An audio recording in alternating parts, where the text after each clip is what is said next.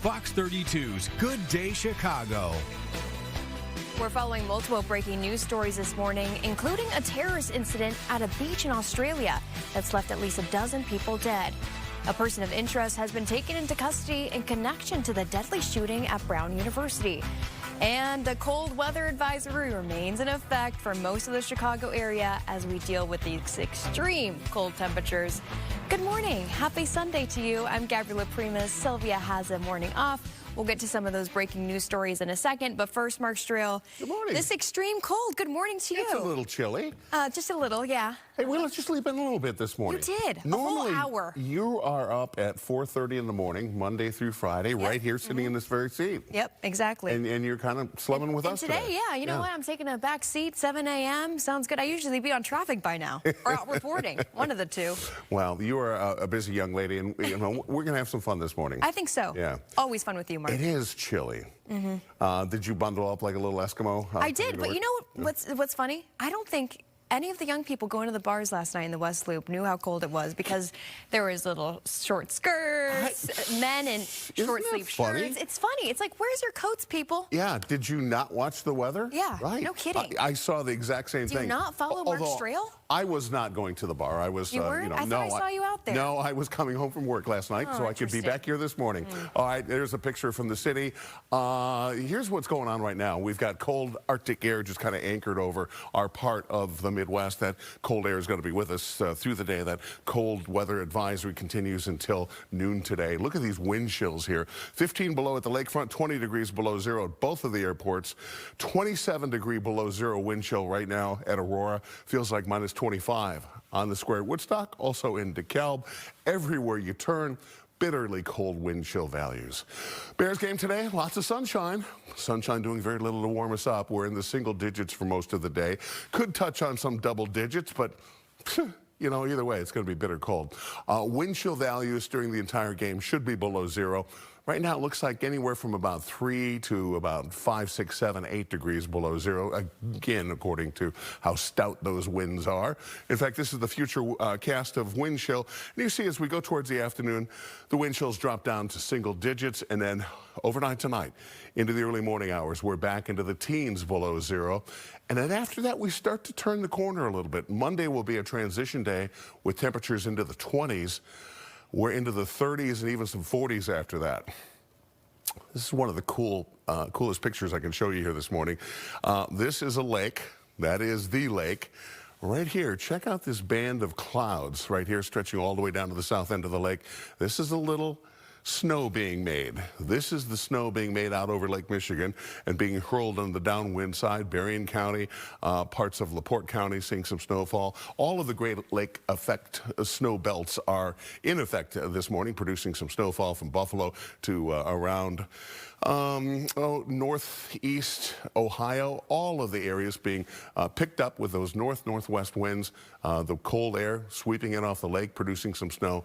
That will be ending later on today, so you too will end the snow on the other side of the big pond. We stay dry, we stay sunny, we stay cold here in Chicago. All right, thank you, Mark. We'll get back to talking about the cold in just a minute. But first, breaking news out of Australia. At least 12 people are dead and 29 others are hurt after 2 gunmen opened fire at Sydney's Bondi Beach. Australian police say one of the gunmen was killed by officers, while the other has been arrested and is currently in the hospital. Hundreds of people had gathered at the beach for an event to celebrate Hanukkah. Among the people hurt were 2 Australian police officers. Witnesses describe the scene when gunfire broke out. It's impossible. I was holding somebody's child because he was screaming. I was saving this child. I went for a smoke because you can't smoke there. Unfortunately, I'm a smoker. And I went over that sort of fence where the cop parked, and then the shooting starts. And everyone is running down. And 2 police officers lying down on the ground next to me. I fall down, and the blood was coming from my hand. Australian police say the number of casualties is expected to change. Now to breaking news we're following out of Rhode Island. Multiple reports say a person is in custody after 2 people were killed and 9 others were hurt following a shooting at Brown University. It happened Saturday night at the university's engineering building. Multiple agencies, including the FBI, are assisting with the investigation. Police had released footage of someone walking through the area while wearing all dark clothing. Officials did not say where the video was obtained from. It is being released as part of the investigation. There's no official word yet on if the person in the video is who they have in custody. We're still getting word on the details on the story. We'll bring you updates on this as we get them. And back in Chicago, a Chicago firefighter is hurt while crews try to put out a fire in the city's Humboldt Park neighborhood. It happened overnight in the 1100 block of North Lawndale. Fire officials say a firefighter was hit by debris and was taken to a hospital. One civilian was also transported. No word yet on their conditions. The fire is currently under investigation. Despite the frigid temperatures, downtown Chicago was still bustling with shoppers and people celebrating the holidays. Dane Placco stopped by the Chris Kindle Market at Daly Plaza and has more. It's cold. I'm freezing. You're the coldest looking person I've seen here. So cold. I know. I'm from Michigan and I'm visiting from Colorado Springs actually. So I'm like, why am I so cold? I've grown up in cold weather my whole life, but I'm just freezing. But that didn't stop the crowds from pouring into the Chris Kindle Market, although it was the rare day without a long line waiting to get in. Most who came here to shop or work were ready to do battle with this extreme winter weather. You got a lot going on here. Yeah. Layers, 2 pairs of gloves, goggles, a mask, trying to stay warm. Is it working? It is working pretty well. I got one hand warmer from my friend. Let's see. Does it work? Yeah, it's really warm. Even the pets getting some extra padding. We got a little fleece for it today. We got that at the pet store. But my girlfriend's over there. She's about to get us a little pretzel, I think, and we're going to take a walk and kind of check out this place. Others here keeping warm with a little liquid heat. It's a hot wine. A hot wine. And does it work? Always. We had hot chocolate, but it had no chance. Hot chocolate sales at the Schnitzel House. They're through the roof because it's super cold out there, so people want hot cocoa, hot cider. Some people are getting the soup. Anything hot. Anything hot. Imagine coming here from Florida. We just came to the From Orlando? market. Yeah, we just came for a couple days. And you picked the coldest time of the year? Yeah, how lucky can you get? Dane Placco, Fox 32 Chicago. There are also indoor spaces at the Chris Kindle Market. I guess Dane didn't take any shelter there, but for those who need to take a break from the cold. A quick reminder for all Bears fans attending today's game, be prepared for those cold temperatures. There will be warming centers fans can use. There's also allowing battery-operated clothing today, but keep in mind, if you wear it, you may have to go through some additional security screening. Blankets are allowed, but you have to carry them or put them in a clear bag, and fans will not be able to bring cardboard to sit on. There will also be hot chocolate, cider, and coffee as well. The city of Chicago, of course, has warming centers open to help keep people warm.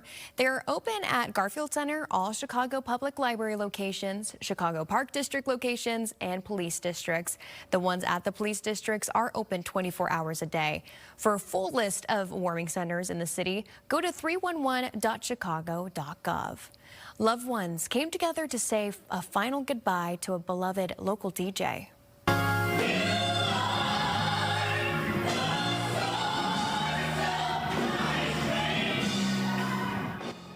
Many came out for a funeral service at WordWorks Believers Church to pay their respects to Landon Wallace, also known as DJ Commando to so many Chicagoans. He passed away earlier this month at the age of 36.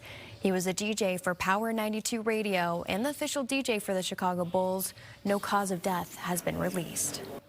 Volunteers decided to spread some cheer at Rush University Medical Center.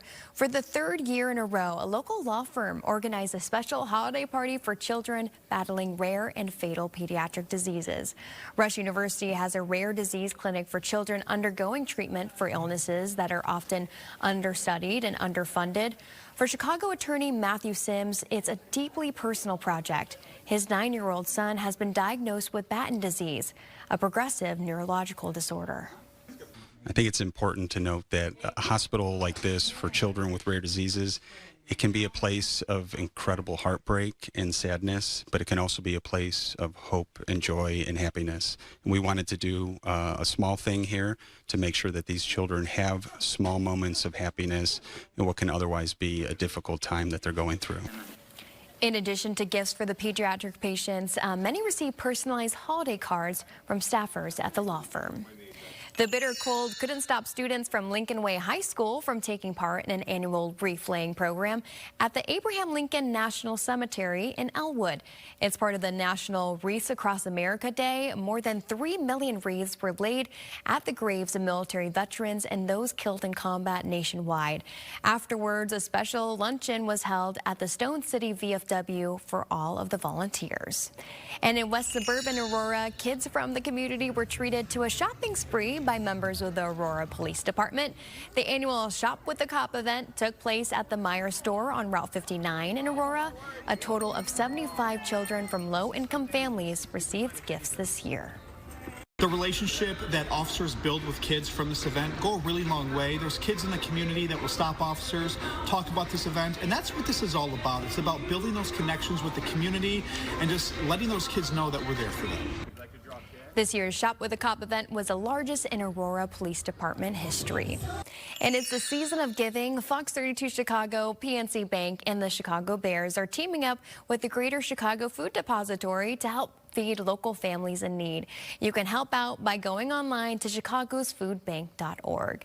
Now, coming up on Good Day, are you looking for a place to celebrate the holidays? Well, we might have a suggestion for you. And after the break, we're taking you to a holiday pop-up where you can enjoy different cocktails and delicious food. Looks fun.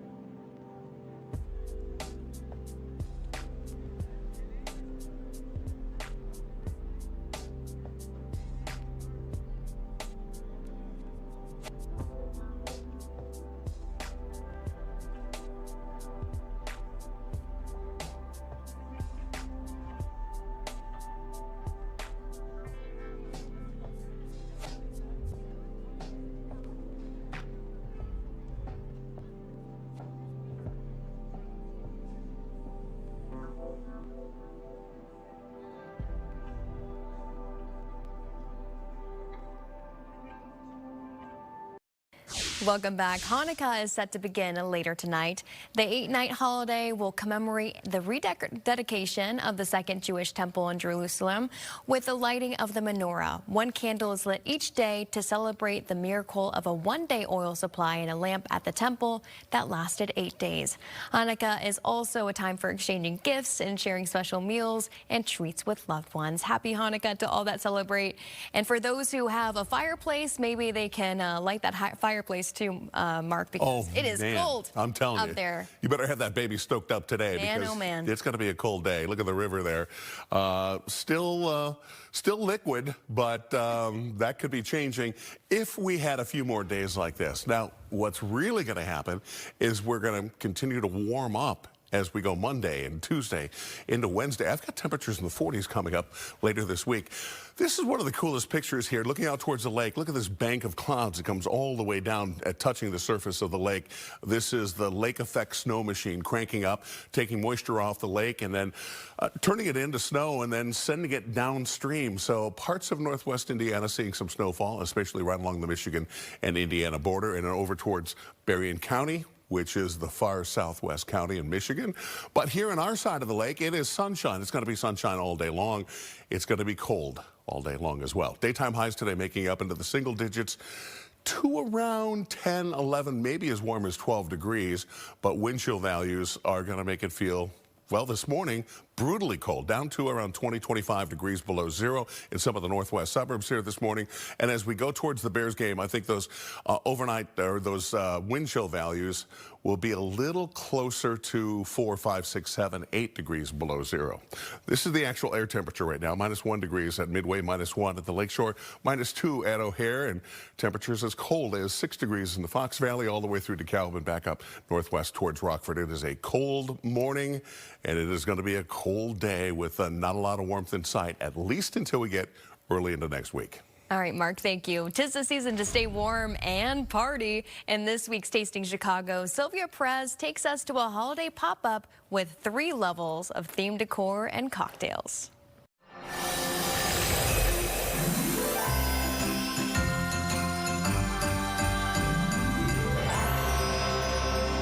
In River North at the Hubbard Inn, but every year the Hubbard Inn, as you can see, changes both inside and out and becomes the Christmas Inn. And I am joined now by Kayla DeGoyer. She is the event coordinator here. Okay, this is spectacular. Tell me about this. Yeah, the Christmas Inn is our 4th year. We are bigger and brighter than ever before. We go full out for all of December. No kidding. I love it. You have Yule logs and all the screens throughout, and everything is decorated from the floor to the ceiling. And tell me about, how long does it take to do this? This takes about 2 to 3 weeks, depending on when we start. We started earlier this year, so we started the beginning of November. We have been open and running since the 13th. And we will keep things going until January 1st. The thing I love about this, too, is that each corner has its own personality. Yes. We have our library lounge, which is the back cozy area with the fireplaces, and our front area, once the sun parlor, is now the ice parlor, which is dawned with beautiful snowmen, icicles everywhere. And then the bar, you've actually brought a few little things here because you also focus on doing holiday cocktails and food. What do we have? Yes, we have our mistletoe martini, which is one of my favorites. We have our Christmas mule, and then we have our Santa's sour. Tell me about the area we're entering now. We are entering the ice parlor. We've got snowmen and icicles. And this is probably one of the favorite spots to sit at, right? 100%. Yeah. It's right in the front. You get a great view of the whole restaurant. You said you've been doing this for 4 years, and you have people who come back every year because they love it so much. 100%. Yeah, we definitely have regulars, not only for private events, but to just come back and see what seasonal cocktails we have and what food we're bringing. So we've got this amazing cocktails, and now they're bringing in this food. Whoa, what in the world do we have? That's a showstopper. This is our chicken pot pie. This is our first year that we are doing this. Thank you, Chef. That's beautiful. Chicken and waffles is a staple for our brunch, which we do every Saturday and Sunday. We have our arancini. It looks amazing. Yeah, there's more coming. Okay, ooh, let's put that over here. And this is another new item as well. This is our caviar potato pate. Okay, wow. Yeah. Your food is just like total upscale. I know, I'm a little biased, but it's actually, it's delicious. Yeah. So when I'm not planning all the events and putting on all the Christmas parties, I am eating everything on the menu. So these are some of the favorites from the past. This one's brand new. Yes, that one's brand new. And I see why, because it is huge. Yeah. That's a showstopper. It is huge. So this is something, you guys are open, what are your hours during all of this? So we actually are opening earlier than we have before. We're opening at 3 p.m. every day, and then brunch is 11 a.m. every Saturday and Sunday. And can we do a little taste test? Yeah, what do you have your eye on? How does one begin with this? Do we know? I'm not sure, but I think we can learn together. Okay, let's do it. Okay. Here we go. Ready? Yeah. Go. Wow. Very satisfying. Oh, yes. Oh, my gosh. Look at this crust. Aside from tasty, I'm sure this is kind of fun for people to do together. Oh, my gosh. Look at this. Okay, let's take a bite. Taste it. Oh, look at that. Oh. Whoa. Yeah. This is beautiful. Yum. Oh, my gosh. I'm a little nervous here. What do we think out of 10? 10 out of 10? It's amazing. The crust is incredible. Right? Great job, Chef. These are mini beef Wellingtons? Yes. I have one over here. Those are a big seller on our event schedule. Yeah. Okay, I'm cutting into this. Oh, look at this, you guys. I gotta turn this so the camera can see that. Yeah, well, look at it that's close gorgeous. Is this a regular? Is this one that's been on the menu? Yeah, so we do that. That's a feature on our private event menu. But we also have it on our normal menu because of how popular it's been. I get it. Yeah. So good. Definitely a fan favorite. So tell everybody where you're located and do you suggest reservations? What do you say? Yes, so due to high demand, I do recommend doing reservations. You do not need it. Everyone is more than welcome to walk in and just hang out, take a picture or two, grab a drink at the bar. This is fun no matter what, just to come over and sit at that huge bar and sit and have a fun holiday cocktail. So cheers to you. Cheers to the Christmas Inn. Thank you for having us. Thank you for coming. I can't wait to come back. Yeah.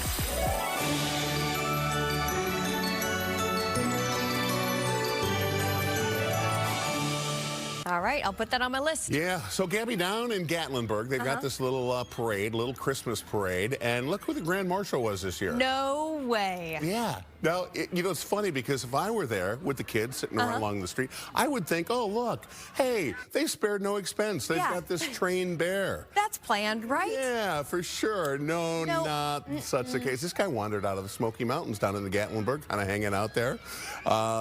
This was, you know, along with the floats and the band, this year's 50th annual Christmas parade there. Santa Claus was there at the back. You know, he's always at the back of the parade. Yeah. Crowds gathered on both sides of the road, and people were just awestruck. You know, everybody was whipping out their cameras, right? Yeah, you know what? What I'm not hearing, though, is like... Screams of terror? Screams of terror, exactly. Yeah, right. Like, is no one going to be running around? And I think the people in the first part of the clip, they were just crossing the street. They didn't even care about the bear. Here's a bear. Yeah. You know, that's an area of the country. There are hundreds and hundreds of bears in the Smoky Mountains.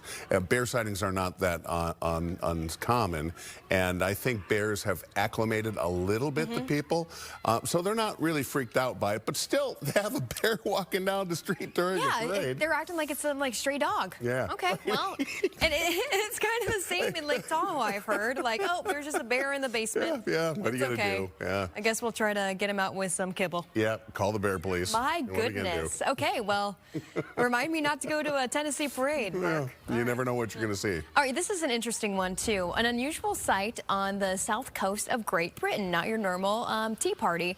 Shipping containers, mostly carrying bananas, were seen washed ashore the beach. I could see it there. The British Coast Guard said they had fallen off a cargo ship the day before. So the 16 containers went overboard with 8 carrying bananas, 2 carrying plantains, so not just all bananas, guys, and some carrying avocados, and then the other 5 were empty. Luckily, the Coast Guard said you can see the bananas on the shore. Also, you can see the giant shipping container on the shore, too. Yeah, no kidding. There should be maybe they should do a swimming alert for people. Yeah. Just in Container case. alert. Yeah. Container alert. Yeah. Beware, you may get hit with a huge object. Picture of high waves, you know, in the circle and the line through it. Yeah. It should be like a container with. But you know, if you were on that part of the shore and you're like, oh, look what the ocean has provided for me today, wouldn't you hope for something like maybe jewelry or something, right?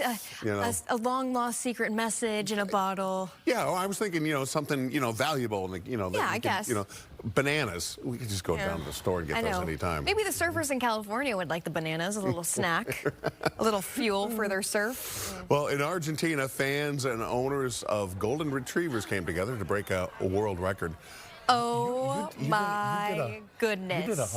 Are you a golden retriever I am fan? a golden retriever fan. We can get you one of those, right? There are a lot of them there. Okay, let's set it up, Mark. This breaks a record. More than 2,000 golden retrievers showed up in a park in Buenos Aires.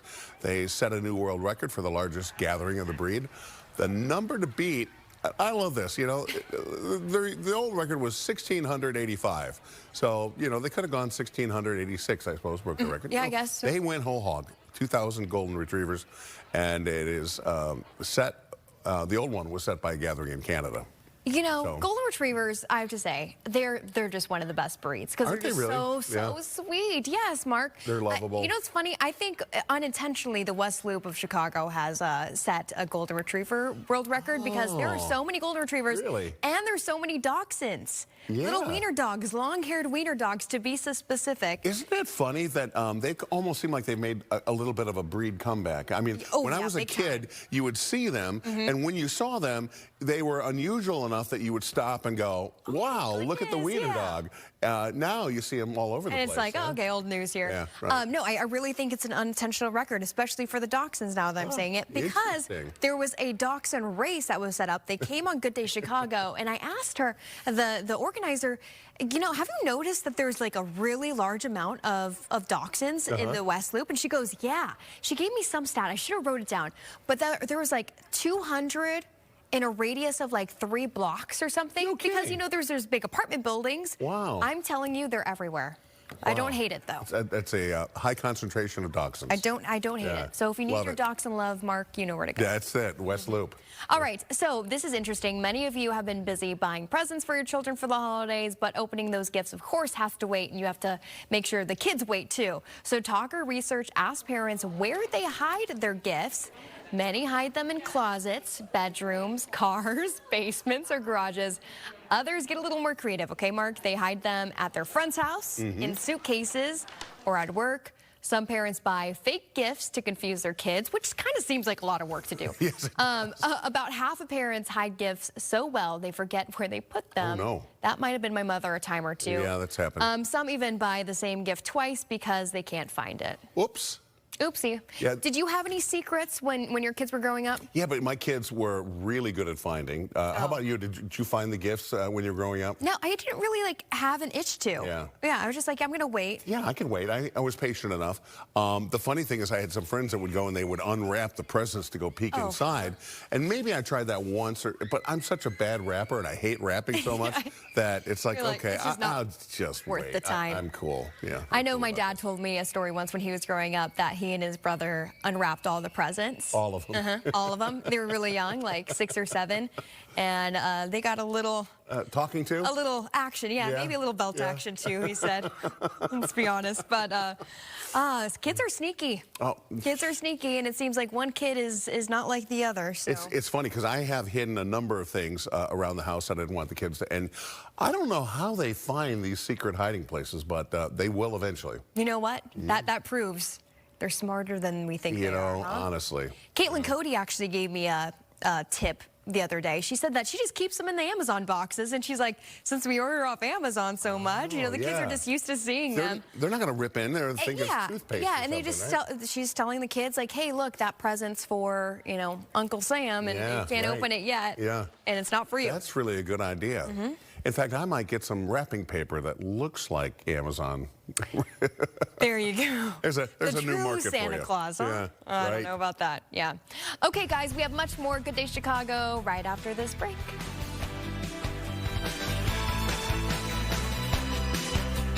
You're watching.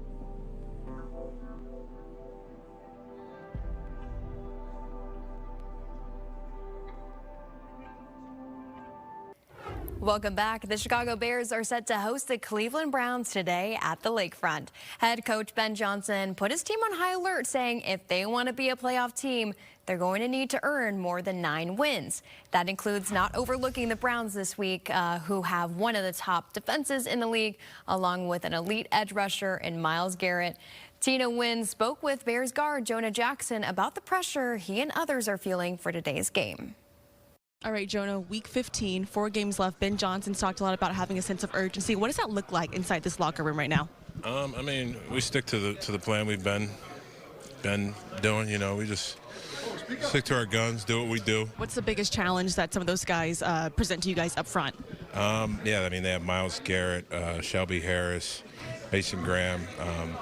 Sadly, they don't have Malik Collins there, but luckily they don't have Malik Collins there anymore. And the edge, you know, their depth pieces are great in the back end and linebacker, so it's a good group. When you hear the name Myles Garrett, what comes to mind initially? Yeah, just a perennial edge rusher and, you know, somebody who can wreak havoc and, you know, kind of ruin the game if you let them. This is supposed to be one of the coldest games in Soldier Field history. How are you staying warm? Just, you know, adrenaline, excitement, and a couple layers. Hey, we have some great shows ahead of the game today. Make sure you tune in at 9:30 for Bears Game Day Live. Lou Canellis and Anthony Herron will have all of the Bears headlines you'll need to know before today's game. And after the game, head on over to our digital and social platforms for After the Whistle. Tina Nguyen, former Bears QB Jim Miller, and ESPN Radio's Pat the Designer will break down the game from every angle. Time now for today's mega poll question. The Browns are going to be without 4 of their 5 starting offensive linemen. That's good to know. And we want to know, how many sacks are the Bears going to have against the Browns? Just scan the QR code on your screen or visit our website, fox32chicago.com. You can also use the Fox Local app. We'll have their results later on this morning on Orange Sunday at 9. Mark, what do you think? 3. You have a guess? 3. I'm going to go 1 up. I'm going to go 4. Yeah. I could go 4, and you know, we have an advantage if it's a real bad day, it could even be 5, to be honest. But okay. You know, I mean, that is some serious manpower crunching on a cold day, right? Those guys, I mean, you could just hear, you know, the shoulder pads pop on a day like today. And you're just stiff. Your muscles have to be stiff. Yeah, like, I don't know how they get up from some of those hits. It is beyond me. Well, especially like today. What could they do? Well, what could fans do to stay warm? Just like wear 15 layers? Yeah, you know, always, you know, we talk about layering up and all that stuff, but the best advice I've been hearing all weekend long, battery-powered clothes. The clothes that have a heater in them. I mean, that's true. Why not? I mean, if you got... That's a good gift for someone, too. We should have had, right, we should have had these like 35 years ago, which I know we did have battery-powered socks, but they have the whole suit, you know, with like a little USB cord plugging in. That's the way to go. All right, right now, -1 at the Lakeshore. It's -1 at Midway, -2 at O'Hare, and still 7 degrees below 0. The actual air temperature right now in DeKalb. It's a cold day. It's going to stay cold. We will make it up into the single digits. We will make it up into the lower double digits around Chicago, but the wind chills should stay largely below 0 for most of the day. Wind chills right now as cold as 27 degrees below 0. In Aurora, it is -20, both of the airports, -19 in Morris, -24 degrees this hour in Woodstock. All right, futurecast snowfall. We don't have a whole lot going on here, but look where the snow is coming down over the next couple of days, mostly off to the east and parts of New England, parts of the snow belt. But for us, we're going to stay dry. When we do see some precip later this week, it's going to come down in the form of rain. And that's because of these temperatures. Check this out. We go from temperatures below 0 this morning to single and double digits this afternoon, up into the 20s tomorrow. Tomorrow, kind of a transition day. We start to warm up slowly, or at least dig out of the hole. Winds will be pretty brisk tomorrow, so wind chills 10 to 15 degrees below 0, especially in the morning. But look what happens on Tuesday, 38 degrees, 42 on Wednesday, 47 on Thursday. And for the rest of this 10-day outlook, we are in the 30s and 40s. There is a little December meltdown in the offing here. Okay. Thinking warm thoughts on Thursday. Thank you, Mark. Taking a look at today's sports schedule, the Bears take on the Browns at noon, of course. You can watch it right here on your home with the Bears. Then afterwards, it's the Los Angeles Rams hosting the Detroit Lions at 3:25 p.m. And the Bulls host the Pelicans this evening at 6 p.m.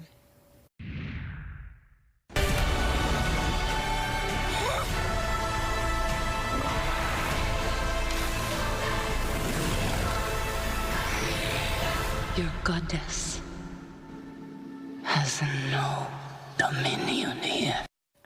Avatar: Fire and Ash flies into theaters this week, and its legendary Oscar-winning director only spoke with one station in Chicago, and that's Fox 32.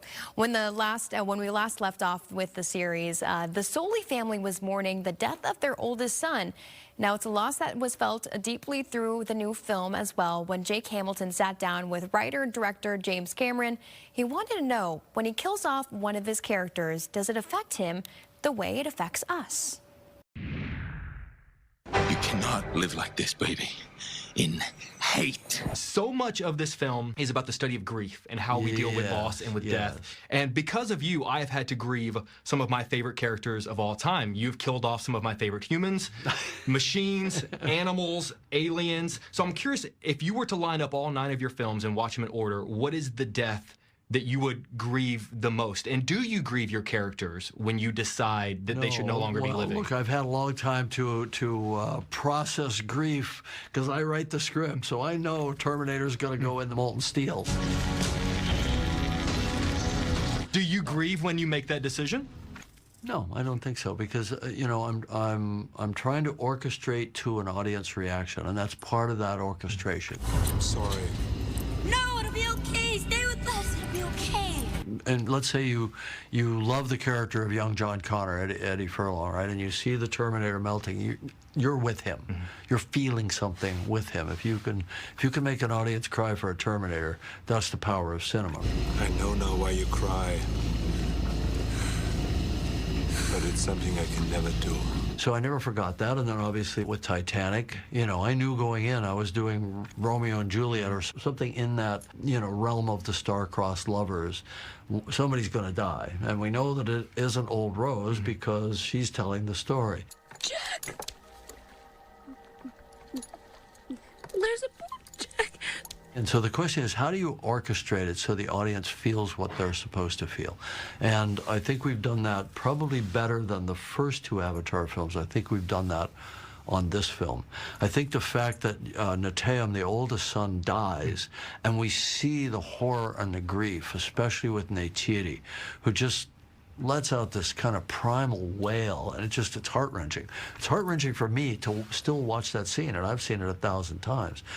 That gives us permission to, I think, really look at the consequences to a family of that kind of tragedy, and how do they find healing, and how do they find hope, and how do they go on with courage and with cohesion as a family, because that's the theme. If you hear that this movie's about death and grief, it's sending the wrong signal. This is a universal human experience, right? We all die, right? How do we deal with it? How do we process it? How do we go on? The deaths don't matter if we don't give a shit about them. That's right, exactly. And I think a lot of films don't create those stakes for the audience. Anyway, I could talk for you. You opened up a can of whoop-ass on yourself with that one. Well, I'm still feeling trauma from the fire of I know now. The Terminator going down, right? It's July 3rd. I'm still feeling trauma. Avatar: Fire and Ash opens in theaters on Friday. Coming up on Good Day, we catch up with Lori Childrens to find out if they've been able to reach that $1 million goal. We'll let you know after this break.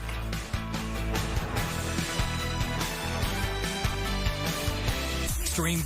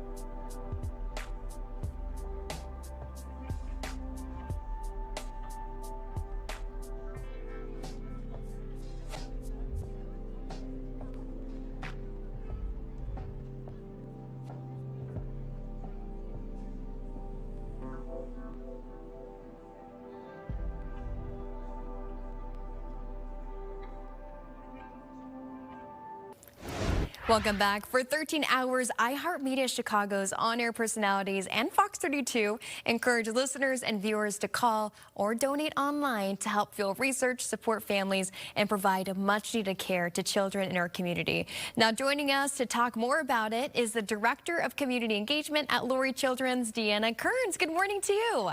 Good morning. Thank you for having me back. Of course, and it was so nice to visit with you on Thursday. I know that you guys had a great showing from the community and we were able to raise a lot of money. But how close are you now to your $1 million goal?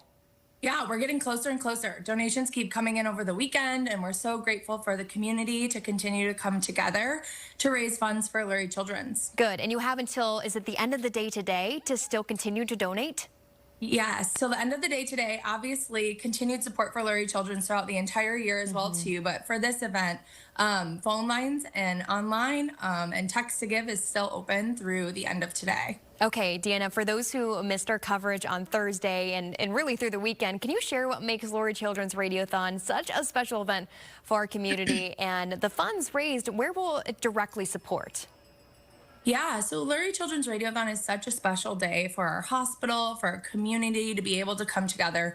You know, having 6 radio stations, a live television station in our hospital is no small feat. So being able to share our patient stories, the wonderful work that's happening behind the walls of Lurie Children's is such a truly special day for us at Lurie Children's. The funds raised from this event allow us to continue to provide the fantastic care that we are able to give to the community. You know, now at Lurie Children's, we have 17 outpatient centers, we have 6 primary care locations, and we also have 10 partnerships with hospitals around the Chicagoland area.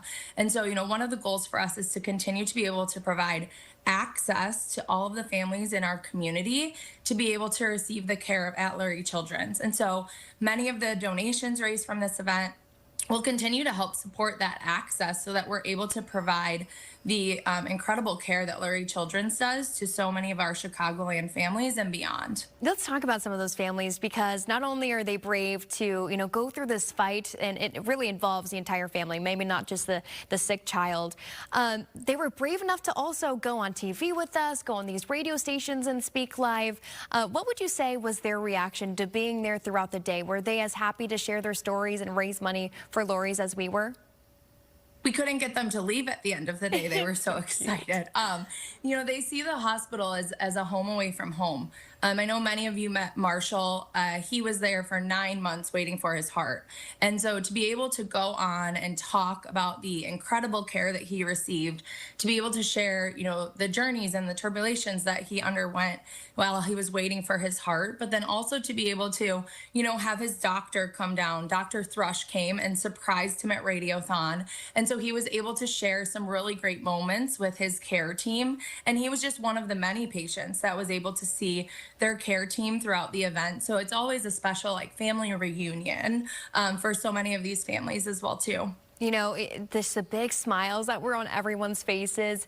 And I always have shared this story the last few days when I was walking down the hall with Dr. Verghese with the kidney diseases unit over there. There was a mom, unrelated to the Radiothon, that came over to her, Deanna, in tears, saying, "Thank you so much for putting my son, who was right there with her, on the kidney transplant list. You have literally have a chance at saving his life, and he's my everything."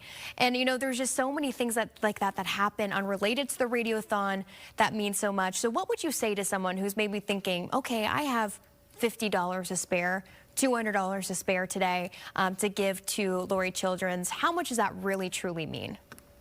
It means everything. You know, you don't know when you need the hospital. And I think you hear about that a lot from a lot of the patients and families that share their stories with us live on air, but then also throughout. You know, you don't know when you're going to need the care of Lurie Children. So for us to be able to provide specialists and this life-standing providing care to so many of Chicago's kids, $5, $10, $50, you know, helps to make the hospital the home away from home for so many of our patients and families as they continue to go through some of these, you know, really grueling days, you know, just making sure that their kids feel healthy and happy, and then continuing to be able to thrive once they're done with their treatment at Lurie Children's as well too. Yeah, that also makes a difference. Like you said, having those other outpatient clinics around Chicagoland makes a difference. I know some are in Wheaton, you know, very far suburbs. So coming to the city today was a big, or every day was a big feat. One more time for people at home, maybe we could bring up that graphic. How can folks donate? Sure. You can call 1-888-831-7733. You can text Lurie to 34984, or you can also go online and make a gift at luriechildrens.org/radiothon through the weekend. All right, Deanna Kearns, thank you so much again for joining us, and I can't wait until next year. And we got to get that $1 million goal, so please, if anyone at home has it in their hearts to give this season, I know Lurie Children's will really appreciate it. Thank you again, Deanna. Thank you. All right, and don't go anywhere. Mark will have a final look at that weather forecast when we come back.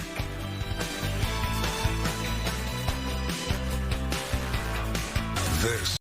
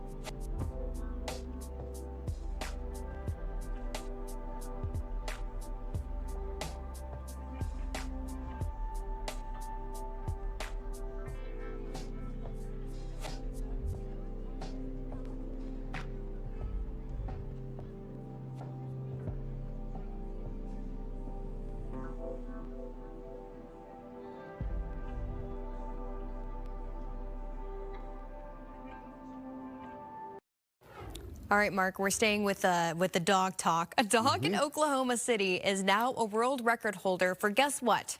Biggest tongue? Yeah, you got it. Really? Record holder Seriously? Ozzy holds the Guinness World Record for the longest tongue on a living dog. It's just under 8 inches long, and usually it's just hanging outside of the mouth. You can't help it. He beat out the previous record holder, who was actually a dog from Bloomington, Illinois, by about 3 inches. Got it by slam. We had a 5-inch tongue dog I guess in so. Bloomington, but they've got an 8-inch tongue dog. So where are these long-tongued breeders, huh? Yeah, right. Yeah, we got to have a talk. What kind of breed was he? Did you notice? It didn't say, actually. Yeah. Okay, Ozzy's owners say there's nothing medically wrong with him, by the way. Let's make that clear. The vets say it's just abnormally awkwardly long, because that's a technical term for vets. Yeah, abnormally awkwardly long. You know, guy, you're just trying to have fun. You know, here's the funny thing, is that there is a category for world's longest dog tongue. Like, there must be somebody at Guinness going around with a tape measure. Exactly. Hey, I'd like to measure your dog's tongue, please. Yeah. Yep, let's make this clear. Yeah. Interesting. All right, Mark. Well, I just see drool all over the living room floor. I do too, yeah. And I hope he I hope he can at least like kind of stick it in sometimes, because won't he like at risk of biting his tongue, or is he just so used to it? I don't know. Just always hanging out there, catching flies or whatever. Hey, you know, when I was a little kid going down the highway, every once in a while we catch a little glimpse of the Oscar Mayer Wienermobile. Yes. And we thought, oh, that was the coolest thing ever. Well, applications for the next class of Wienermobile drivers are open now. Okay. Operators are standing by. They're called hot doggers, and they're responsible for driving Oscar Mayer's iconic hot dog on wheels for a year. The gig is a full-time job and includes visiting more than 40 cities. If you think you can, I don't even want to read this. Go ahead. Go ahead. If you think you can, cut the mustard. Apply online with the Oscar Mayer website now through January 31st. Oh, I think I laughed a little too hard at that one. Yeah, this would be a cool job. I had a friend that after college, she drove one of these. Really? Yeah. You know one in the flesh. Yeah.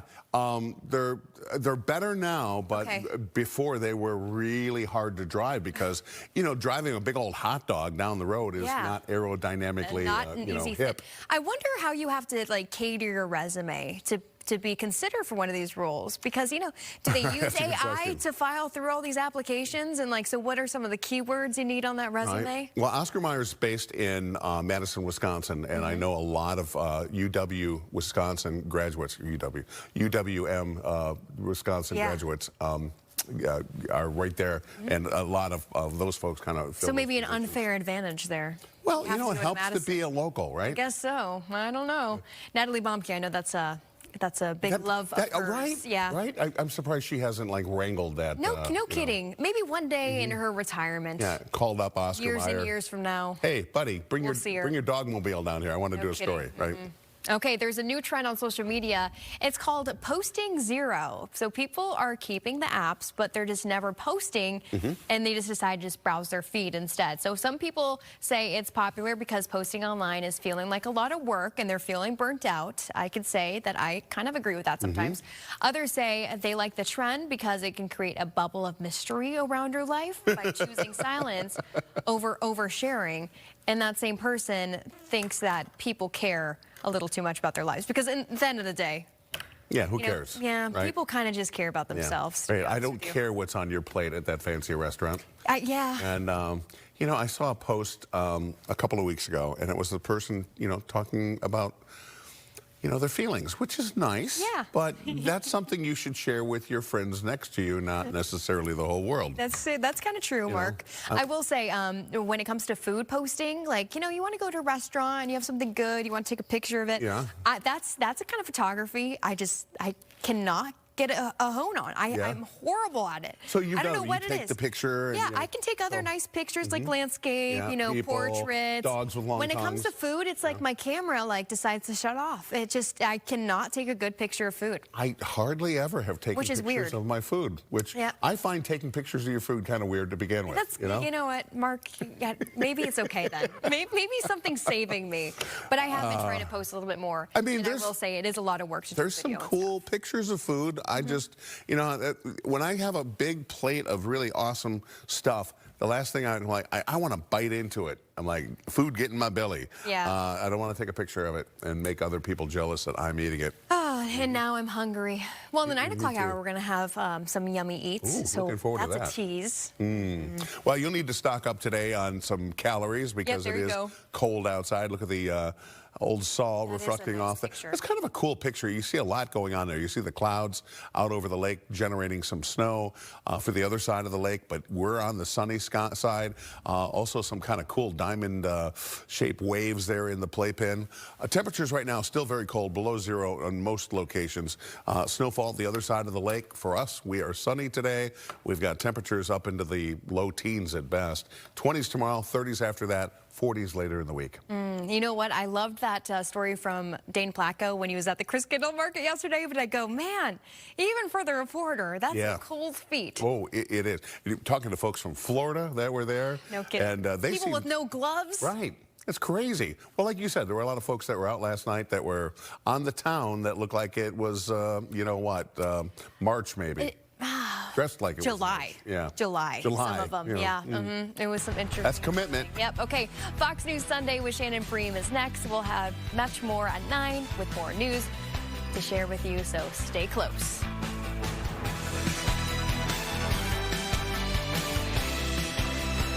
Shop my